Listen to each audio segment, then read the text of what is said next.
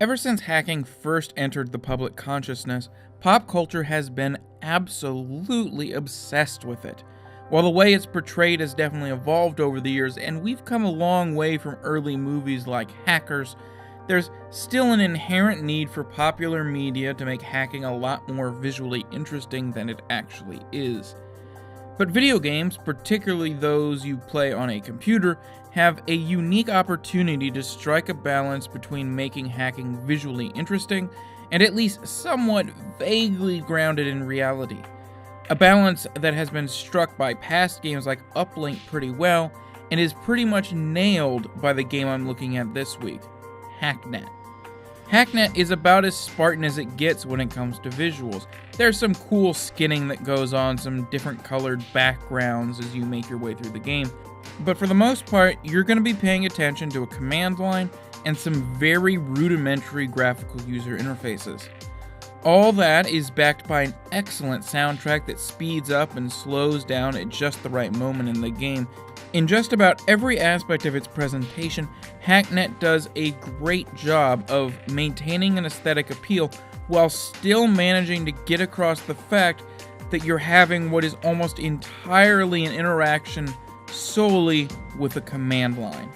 And that's exactly how the game plays, too. You'll learn how to operate the command line interface, which shares quite a few basic commands with Linux, and then use that interface to hack into servers all over the game's world, cracking your way through layers of passwords, firewalls, and the like.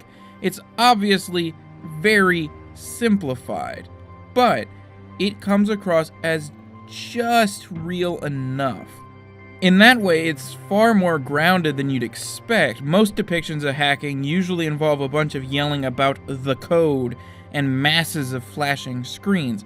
Hacknet is more focused on a consistent set of procedures. First, you need to scan the target for vulnerabilities, then use programs to exploit those vulnerabilities so that you can gain full access to the target system and achieve whatever objective you might have at the time. Those objectives most often come from in-game hacker bulletin boards that are full of missions. Each and every one of them represents something unique. A lot of times you'll be doing something pretty basic, changing a college student's grades or hacking a clicker game's website. But as you make your way through the game, you'll start doing more and more involved things that have bigger and bigger impacts on the real world of the game. And of course, those heightening stakes outside the computer world make your hacking more difficult within it as well. The game does a great job of slowly ramping up both the intensity of the hacking itself and the consequences that your actions are having. This is where some dramatization works well when it comes to hacking. And for a game that is entirely text-based, where the most interaction you have with other characters is reading their emails, Hacknet does a frankly incredible job at crafting a story. But this game is still very much about the hacking, and it absolutely nails that. With very little knowledge of even basic command line functions, you can get to the end of Hacknet and feel like you really did something. Everything is made to feel just realistic enough in a way that doesn't defy belief. It just stretches it a little to make it fun.